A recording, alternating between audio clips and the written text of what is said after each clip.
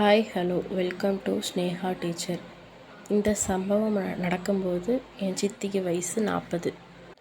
என் சித்தி பேர் ரம்யா. ஆள் கொஞ்சம் கருப்பாக இருப்பாள், நாட்டுக்கட்டை மாதிரி செமையாக இருப்பாள். என் சித்திக்கு 2 பொம்பளை பிள்ளைங்க. என் சித்தப்பா ஒரு துணி கடை வச்சுருக்காரு. காலையில் போனால் நைட்டு தான் வருவார். அதுக்கிடையில் வீட்டுக்கு வர மாட்டார். காலையில் போனால் நைட்டு தான் வருவார். என் சித்திக்கு ஆண் குழந்தை இல்லைன்னாங்க என்ன அவன் பையன் மாதிரி பார்த்துக்குவான். என் சித்தி என்ன பையன் மாதிரி வளர்த்தா, நானும் அவளுக்கு பையன் மாதிரி நடந்துக்கிட்டேன். சின்ன பையனாக இருக்கும்போது எனக்கு தெரியல. பெரிய பையனாக ஆக ஆக என் வயசு ஏற ஏற எனக்கு சில பல ஆசைகள் வந்துச்சு. ஒரு நாள் என் வீட்டுக்கு என் நண்பன் வந்தான். அப்போது என் சித்தி துணி துவைச்சிட்டு இருந்தா. அங்கேயும் இங்கேயும் போயிட்டு நம்ம ஊரில் எப்படி துணி துவைப்பாங்களோ அந்த கெட்டப்பில் அவள் இருந்தாள். நம்ம ஊர் கெட்டப்பில் துணி துவைச்சிட்டு இருந்தா. என் ஃப்ரெண்டு அவளை பார்த்த உடனே, யாரா இந்த ஆண்டி செம கட்டையாக இருக்கா அப்படின்னு சொல்லி வெச்சக்கண்ணு வாங்க பார்த்துட்டே இருந்தா. என்கிட்ட வந்து என் ஃப்ரெண்டு, யாரா இந்த ஆண்டி இவ்வளோ கும்பன்னு இருக்கா, இவளுக்கு பலூன் இவ்வளோ பெருசாக இருக்குது, செமையாக இருக்கா அப்படின்னு சொல்லி ரொம்ப பேசிகிட்டே இருந்தா. யாரா இவ அப்படின்னு சொல்லி கேட்டான். டே வாய மூடுறா, அது என் சித்திடா அப்படின்னு சொல்லி, சாரிடா அப்படின்னு சொல்லிட்டு, நான் கிளம்புறேன்டா அப்படின்னு சொல்லிட்டு சொன்னால், சரி போடா அப்படின்னு இவ்வளோ துரத்தி விட்டா. அதுக்கப்புறம் என் சித்தியை நான் நோட் பண்ண ஆரம்பித்தேன். எப்பெல்லாம் துணி துவைக்கிறாளோ அந்த பக்கமும் இந்த பக்கமும் அவள் நடந்து போகும்போது அவள் காலை பார்த்தேன், வாழைத்தண்டு மாதிரி இருந்துச்சு. அவள் குனிஞ்சு நிமிஞ்சு துவைக்கும்போது அவள் பலூன் எப்பா நம்ம கண்ணு அப்படி பறிக்குது, வெச்ச கண்ணு வாங்காமல் பார்க்கலான்னு தோணுச்சு. பார்த்துட்டே இருந்தேன். அவள் பலூனை பார்க்க அப்படி எம்மா கும்பன்னு இருக்குது அப்படின்னு சொல்லி ரசிச்சிட்டு இருந்தேன். நான் அவள் துணி துவைக்கும் போதெல்லாம் அவளை நோட்டை விட்டுக்கிட்டே இருப்பேன். நான் நோட்டை விடுறது தெரிஞ்சு அவளும் என்னை நோட்டை விட்டாள். நான் நோட்டை விடுறது தெரிஞ்சவொடனேயும் அவள் அடுத்து துணி துவைக்கும்போது எல்லாத்தையும் மறைச்சிக்கிட்டு தான் துணி துவைச்சா. அவள் எல்லாத்தையும் மறைச்சிட்டு துணி துவைக்க ஆரம்பித்தோடனே எனக்கு ஒரு மாதிரி ஆயிடுச்சு. என்னடா அப்படின்னு சொல்லி நினச்சேன். அப்புறம் எல்லா சொந்தக்காரங்கக்கிட்டேயும் என்னை சொல்லும்போது இவன் என் பையன் அப்படின்னு சொல்லி சொல்கிறத நினச்சி சரி அப்படின்னு என் மனசை மாற்றிக்கிட்டேன். பழையபடி என் சித்தியை நான் அம்மாவாக பார்க்க நினச்சேன். மனசை மாற்றிக்கிட்டேன். எப்பயும் போல் நான் டியூஷன் முடித்து ஒரு நாள் வந்தேன். நான் உள்ளே வரும்போது அவள் பாத்திரம் கழுவிட்டு இருந்தா. எல்லாத்தையும் மறைச்சிட்டு தான் கழுவிட்டு இருந்தா. திடீர்னு என்னை பார்த்தோன்னையும் எல்லாத்தையும் காமிச்சா. நான் பார்க்கணுன்னு சொல்லி எல்லாத்தையுமே விளக்கி விட்டு எனக்கு காமிச்சிட்டே அவள் பாத்திரம் விளக்கிட்டு இருந்தா. அவள் எல்லாத்தையும் காமிச்சோன்னே எனக்கு ரொம்ப ஷாக்காக இருந்துச்சு. என்னடா நம்ம சித்தி தான் இப்படியெல்லாம் பண்ணுறாளா அப்படின்னு. நான் உள்ளே வந்தோடனே வாடா டியூஷன்லாம் முடிஞ்சா என்ன பண்ண அப்படின்னு சொல்லி என்கிட்ட கேட்டுகிட்டே இருந்தா.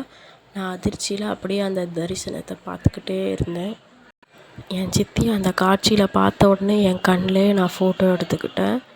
அதை நான் அப்படியே நினச்சி டெய்லி நான் சுண்ணாம்பாக அடிச்சுக்கிட்டே இருந்தேன். இதே மாதிரி தான் என் வாழ்க்கை போய்கிட்டு இருந்துச்சு. நான் எப்போல்லாம் வீட்டில் தனியாக இருக்கணும், என் சித்தி அப்போல்லாம் இந்த மாதிரி தல்சா காமிச்சிக்கிட்டே இருப்பாள் எனக்கு. இதுதான் சாக்குன்னு நானும் நல்லா சந்தோஷமாக என்ஜாய் பண்ணி பார்த்துக்கிட்டே இருப்பேன். அப்புறம் நானும் சித்தி எப்போயும் க்ளோஸாக உட்காந்து பேசுவோம். க்ளோஸாக உட்காந்து பேசும்போது சித்தியோட பலூனில் என் கை அப்படியே படும். ஆனால் அவள் எதுவுமே சொல்லவே மாட்டாள். என்னடா என் சித்தி கூட இந்த மாதிரி சின்னதாக விளையாடனாலும் அவளை சம்பவம் பண்ணணும்னு ஒரு ஆசை. ஆனால் ஒரு பக்கம் பயம். ஒரு நாள் என் மனசில் தைரியத்தை வர வச்சுக்கிட்டு அவளை எப்படியாவது சம்பவம் பண்ணணும் அப்படின்னு நினச்சிட்டு இருந்தேன். அன்றைக்கி என் வீட்டில் யாரும் இல்லை. என் சித்தி வெளியே போகிறக்காக கிளம்பிட்டு இருந்தா. ஒரு ரூமில் கதவை தாள் போடாமல் கூட அப்படியே அவள் ட்ரெஸ் மாற்றிட்டு இருந்தா. சரி நம்ம உள்ளே யதார்த்தமாக போவோம் அப்படின்ட்டு உள்ளே போகலான்னு நினச்சேன். கதவை திறந்து உள்ளே போகலான்னு பிளான் பண்ணியிருந்தேன். அதே மாதிரி நான் உள்ளேயும் போனேன். என்னடா இங்கே வர அப்படின்னு சித்தி கேட்டேன். சாரி சித்தி தெரியாமல் வந்துட்டேன் அப்படின்னு அவன் சொன்னான். சரி வெளியே போ அப்படின்னு சொன்னான். ஏன் சித்தி நான் உன் பையன் தானே அப்படின்னு அவன் கேட்கவும் சரின்னு சொல்லிட்டு அவன் மேல் கொக்கியை போட்டால். மேலேயும் கீழேயும் மட்டும்தான் போட்டிருந்தான், மற்றதெல்லாம் ஒன்றுமே போடாமல் இருந்தால். இதுக்கு மேலே என்னால் கண்ட்ரோல் பண்ண முடியல. நான் அவள் பக்கத்தில் போய் அப்படியே அவளை இறுக்கமாக கட்டி பிடிச்சேன். டேய் என்னடா பண்ணுற அப்படின்னு சொல்லி அவள் என்னை தள்ளிவிட்டா. என்னால் கண்ட்ரோல் பண்ண முடியல. அதான் சித்தி நான் அப்படியே கட்டி பிடிச்சிக்கிறேன் அப்படின்னு கட்டி பிடிச்சா. டேய் என்னடா பண்ணுற அப்படின்னு திட்டி தள்ளி விட்டுட்டேன். சித்தி என்னால் கண்ட்ரோல் பண்ண முடியல, வா சம்பவம் பண்ணலான்னு கூப்பிட்டேன். நீ எனக்கு மாறிடா, இதெல்லாம் தப்பு போ அப்படின்னு சொன்னேன். சரி சாரி சித்தி, என்னை மன்னிச்சிரு அப்படின்னு சொல்லிட்டு அவனும் போயிட்டான். சித்தி இதை நீ வெளியே யார்கிட்டையும் சொல்லிடாத அப்படின்னு சொன்னேன். சரி நான் வெளியே யார்கிட்டையும் சொல்ல மாட்டேன், நீ வெளியே போ அப்படின்னு சொன்னேன். இவனும் வெளியே போயிட்டு, சித்தி இத்தனை நாள் நமக்கு நல்லா தானே தரிசனம் கிடச்சா, இப்போ என்ன ஆச்சுன்னு தெரியலையே அப்படின்னு நினச்சேன். இப்படி தான் ஒரு வாரம் போச்சு. நானும் என் சித்தி ஒரு வாரமாக பேசிக்கவே இல்லை.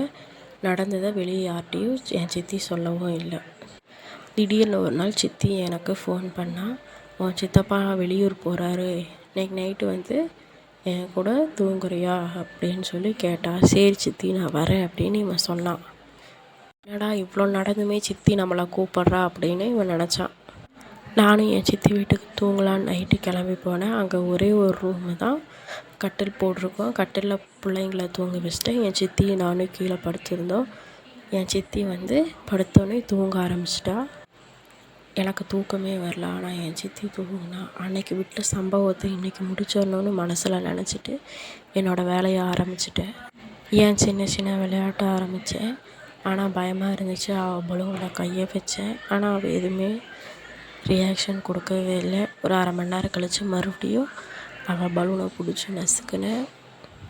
நம்ம வழிக்கு வந்துட்டாலாட்ருக்கு, நம்ம சம்பவத்தை முடிச்சிட வேண்டியதான் அப்படின்னு நினச்சி சின்ன சின்ன வேலையை மறுபடியும் செஞ்சுக்கிட்டே இருந்தேன். நான் விளையாட ஆரம்பிக்கவும் என் சித்தி எதுவுமே சொல்லாமல் எனக்கு க்ரீன் சிக்னல் கொடுக்க ஆரம்பிச்சிட்டா. அப்போவே எனக்கு தெரிஞ்சிருச்சு, சித்தி நம்மளை சம்பவம் பண்ண தான் வர சொல்லியிருக்கா அப்படின்னு. இப்போ சித்தி எழுப்பி, என்ன சித்தி சம்பவம் பண்ண வர சொல்லிவிட்டு நீ பாட்டுக்கு தூங்கிட்டு இருக்க அப்படின்னு கேட்டா. நான் சம்பவம் பண்ண தான் வர சொன்னேன் அப்படின்னு உனக்கு எப்பட்றா தெரியும் அப்படின்னு. ஆமாம், நான் இவ்வளோ நேரம் விளையாண்டுட்டு இருந்தேன், நீ எதுவுமே சொல்லலை, க்ரீன் சிக்னல் கொடுத்தில்ல, அதனால் அதிலே எனக்கு தெரிஞ்சிருச்சு சித்தி அப்படின்னா. அன்னைக்கு நான் சம்பவம் பண்ணலாமான்னு கேட்டப்போ நீ வேண்டான்னு சொல்லி என்னை தள்ளி விட்டு போனேன். இன்றைக்கி மட்டும் நீ எப்படி சித்தி ஓகே சொல்கிற? அன்னைக்கு வந்து நான் அந்த மனநிலையில் இல்லைடா சம்பவம் பண்ணணும் அப்படின்னு நினச்சிட்டு. அன்னைக்கு நீ இந்த மாதிரி பண்ணுவேன்னு நான் நினச்சி பார்க்கவே இல்லைடா. மனசில் அந்த எண்ணமே எனக்கு இல்லை. அன்னைக்கு நீ என்னை வந்து கட்டி பிடிச்சில, அதுலேருந்து உன் கடப்பாறை என் மேலே பட்டு எனக்கு ஆசை அதிகமாகிட்டே இருந்துச்சு. அப்படியே டெய்லி சம்பவம் பண்ணும் போல் ஆசையாக இருந்துச்சு. அதனால தான் நான் உன்னை வர சொன்னேன் அப்படின்னு சொன்னான். சரி சித்தப்பா என்னாச்சு ஏன் அப்படின்னு கேட்டா. சித்தப்பா எங்கடா சம்பவம் பண்ணுறாரு, சித்தப்பா அது தொங்கி பல வருஷம் ஆச்சு, அவர் எங்கடா சம்பவம் பண்ணுறாரு அப்படின்னு சொல்லி சொன்னேன். என்ன சித்தி அப்படின்னு சொல்லி நான் கேட்டேன். ஆமாடா அதுக்கு தான்டா நான் உன்னை வர சொன்னேன் அப்படின்னு சொன்னான். நீ இப்படியெல்லாம் ஆசைப்படுவேன்னு சொல்லி நான் நினைக்கவே இல்லைடா. சரி நீயும் ஆசைப்பட்டுட்ட, உனக்கு நான் கிடச்சிட்டேன், எனக்கு நீ கிடச்சிட்ட, வா நம்ம சம்பவம் பண்ணுவோம் அப்படின்னு சொன்னான். நாங்கள் 2 பேருமே சம்பவத்தை ஆரம்பித்தோம். விடிய விடிய சம்பவம் பண்ணோம். இந்த கதை உங்களுக்கு பிடிச்சிருந்தா சப்ஸ்கிரைப் பண்ணுங்கள். தேங்க்யூ.